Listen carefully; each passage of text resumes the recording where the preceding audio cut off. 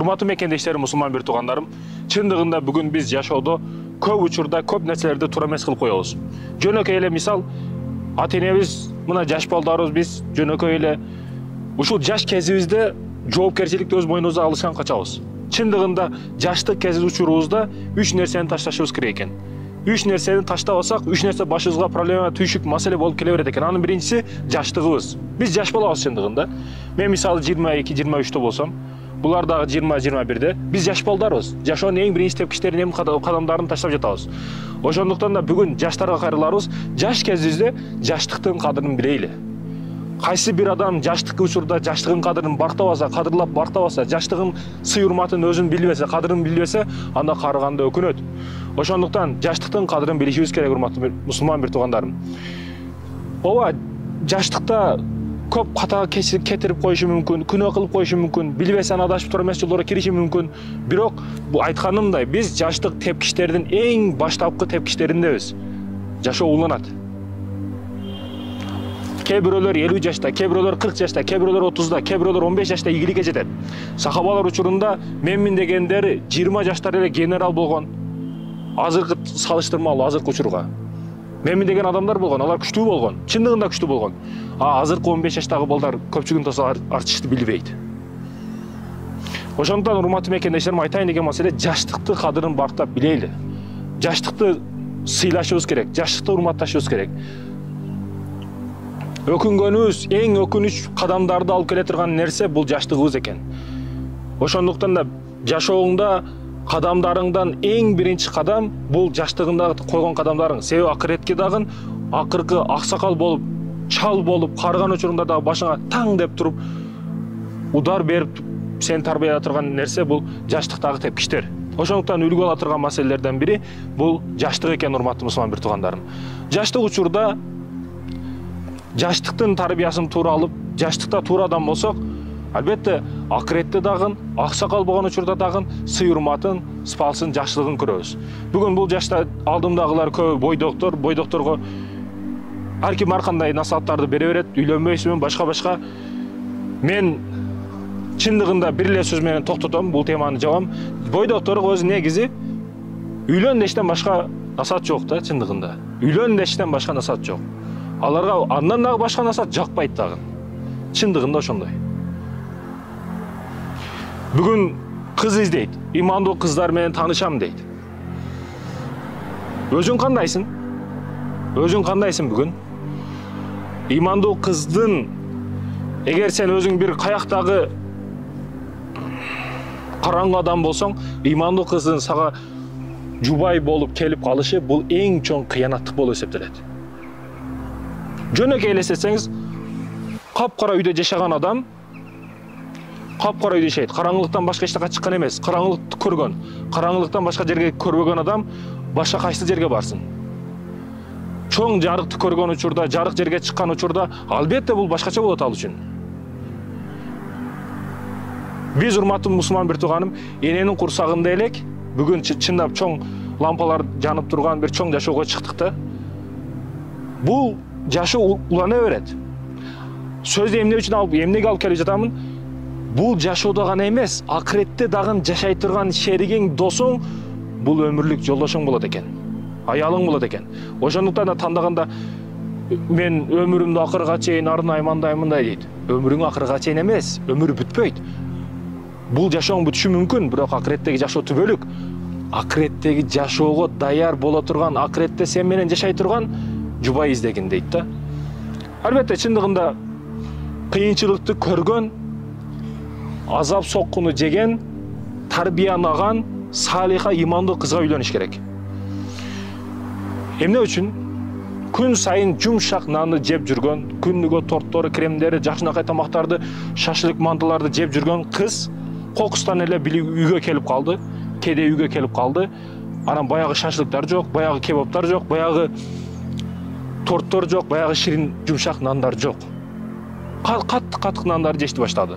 Ал кыз сизге ыраазы болобу? Жок. Баары бир айтат. Баары ичинен нааразы болот. Ал эми күн сайын кыйынчылыкты көрүп каттык нанды жеп жүргөн кыз Ал жакшысын берсең да, жаманын берсең да жей берет. Себеп ал комфорт зонада эмес, ал кыйынчылыкта чоңойгон кыз. Чыныгы тарбияны алган кыз. Ошондуктан урматтуу мекендешим, кыйынчылык көргөн, негизи эле эркектер маселесинде дагы кыйынчылыкты көргөн, түйшүктү көргөн, маселени көргөн, чыныгы жашоону көргөн адамга, кызга, кыз болсо ошондой эркекти, эркек болсо ошондой кызды издегени жакшы, бул артык. Апасынын көлөкөсүндө, атасынын көлөкөсүндө жыргап, раңды көрбөй, светти көрбөй, күнгө күйбөстөн жыргап жашаган адам Мона Лиза да бул. Аппак да, аппагай. Ошондой экен, урматтуу мекендешим, биз ойлонуп кадам таштай турган маселелерден бири жашоодо эмес, bundan кийинки жашоодо да улап жашай турган, өмүрүбүздүн акырынан кийин дагы улап кете турган, биздин жаныбызда боло турган өмүрлүк жолдошубуз экен. Өмүрлүк жолдошубузду тандашыбыз керек. Мисалы, бул мага жөн эле келип туруп, дамла молдоке, мен үйлөнөйүн деп атам, кыз издеп атам. Кыз керек десе мен дароо кыз таап беришим мүмкүн. Мен эч кимге ортого түшпөйм, кыз таап берип, жашоо маселесинде эч кимге ортого түшпөйм.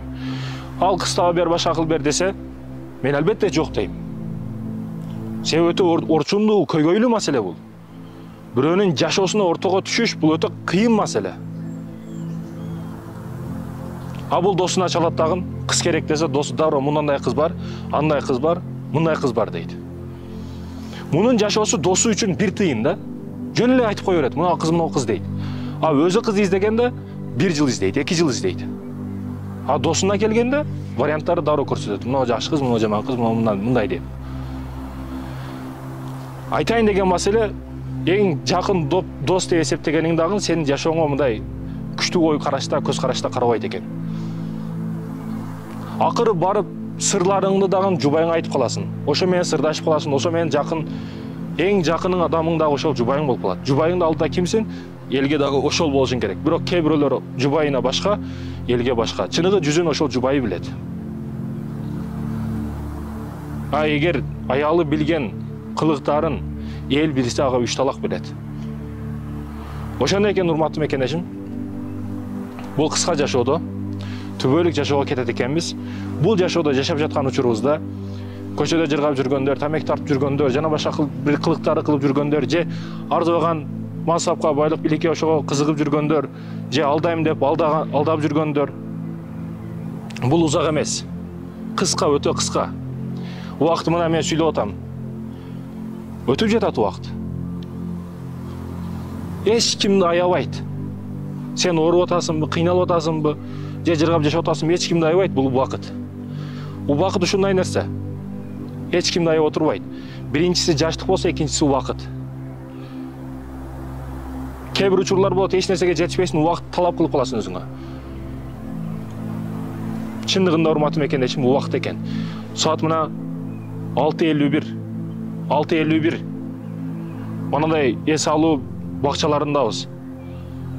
Убакыт өтүп жатат. Чындыгында ар кандай кадамдарды ташташыбыз,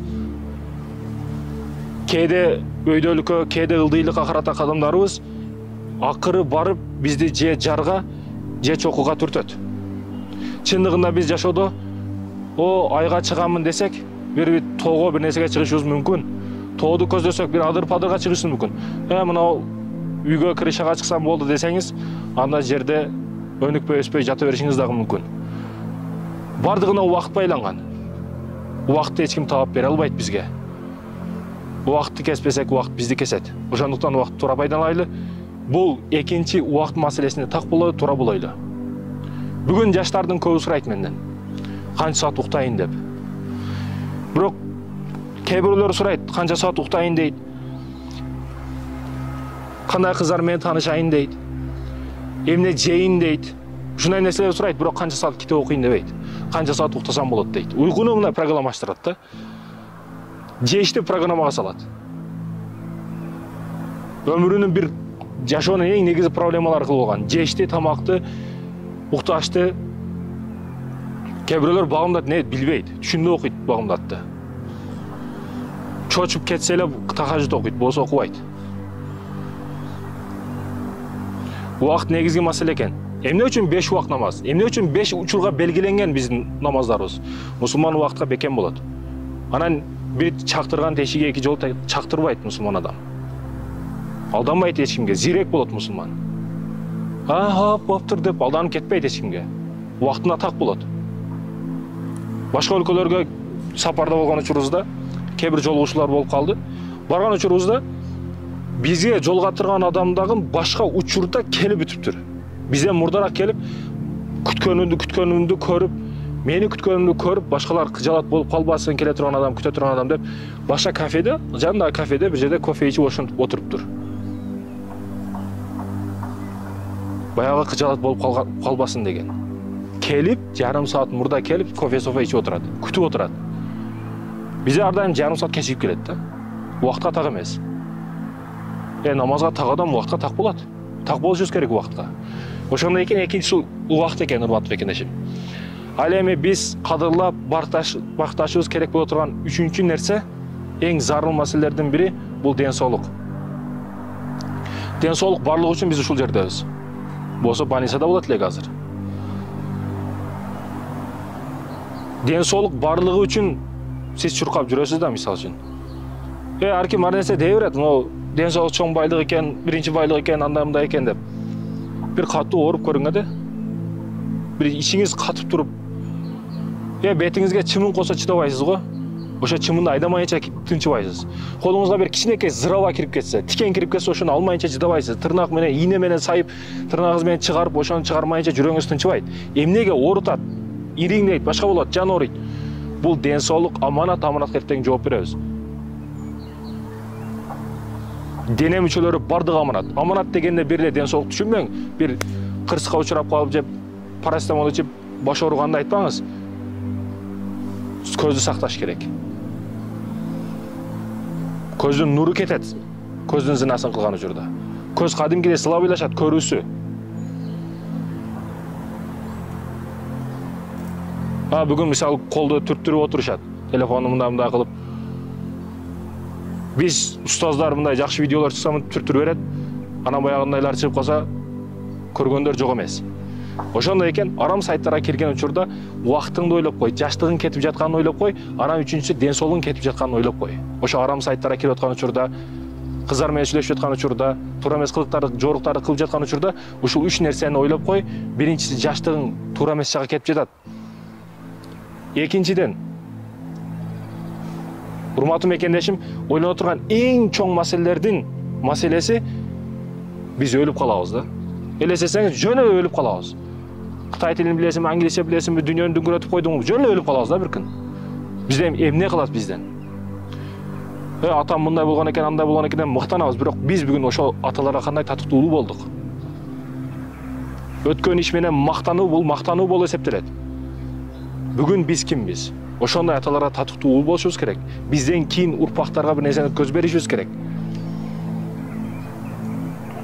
Жашоо мындай деп 70 жаш дей турган болсок, 70 жашты ортосунан бөлүп 2 жакка карап, тоонун чокусуга чыгышы 25-30 жашка чейин. 30 жаштан карап кайра түшүштү баштайбыз чокуга. Ал эми жакшылыкка жетүү, ийгиликке жетүү. Ийгилик дегени бир жакшы иштин оң жыйынтык менен чыгышы. Ошол ийгиликке жете турган эң чоң аракет кыла турган учур бул паспорт алганда эмес. Үйлөнгөндө эмес. Жаштыкта катта болсом качан чоңоем деп апаңа айткан учурлар эмес. Чындыгында урматтуу мекендешим, ийгиликке жетем деген эң чоң учур же жашооңду талкалап жок кыла турган учуруң 15 жаштан 35 жашка чейин. Ушул учурда дүйнөнүн акыреттин ишин бүтүрүшкө аракет кыл. Сооп иштерди кыл, бизнесиңди кыл, акыреттиң дүйнөнү бүтүрө турган учур. Себеби акылыңдагы, күчүңдагы бардык иш аракеттериң толуп турган учур, ушул учурда аракет кылбасаң, максат деген нерседен сенин катаң бар, кемчилигиң бар.